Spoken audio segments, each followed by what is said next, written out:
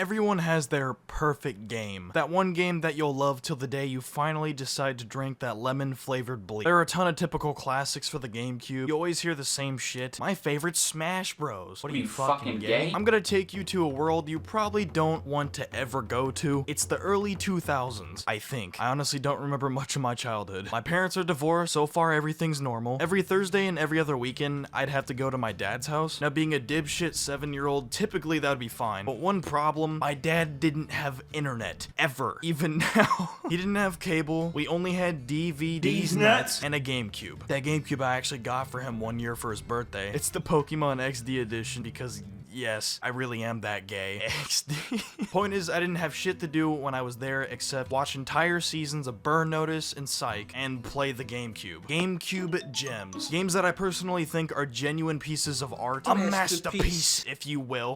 I remember playing the fuck out of Star Wars Rogue Squadron 2 and 3, even though it was literally the same game. I've never played such a consistent and creative yet hard Star Wars game like I have with Rogue Squadron. I remember when I was younger, playing at like 10 p.m. with all the lights off, listening to the announcer describe this serious and practically suicide-inducing mission. A fleet of Imperial Star Destroyers has located the secret rebel base on Hoth and is preparing an invasion. General Riken has ordered a full evacuation. Rogue Squadron must hold off the advancing Imperials.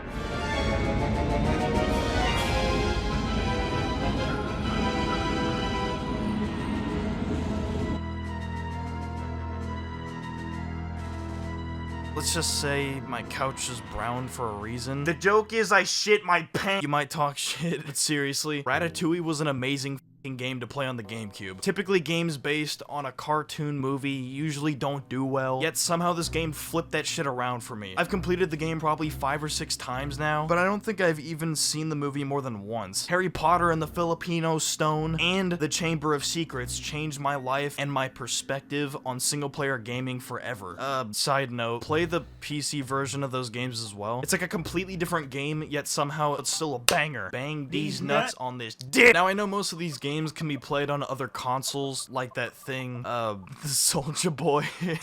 But my point is, a lot of these games have went unnoticed, aren't getting the recognition they deserve, and yeah, I just happened to play it on the GameCube. The actual game I want to focus on is a game I know for a fact went under most people's radar. Most people didn't even know this game existed. The fucking Hobbit. Dude with the hairy ass feet. The original guy who acquired the first ever dick ring. Yes, I know he put it on his finger. He just didn't know of its potential at the time. Oh wait. Oh shit. I'm invisible. The Hobbit for the GameCube is by far my favorite GameCube game of all time. Everything from the accurate story to the music to the graphics for its time. This is all around a solid piece of artwork. This isn't some dumbass dog eating paint and calling it art. Nah, this is the Mona Lisa, but even better art.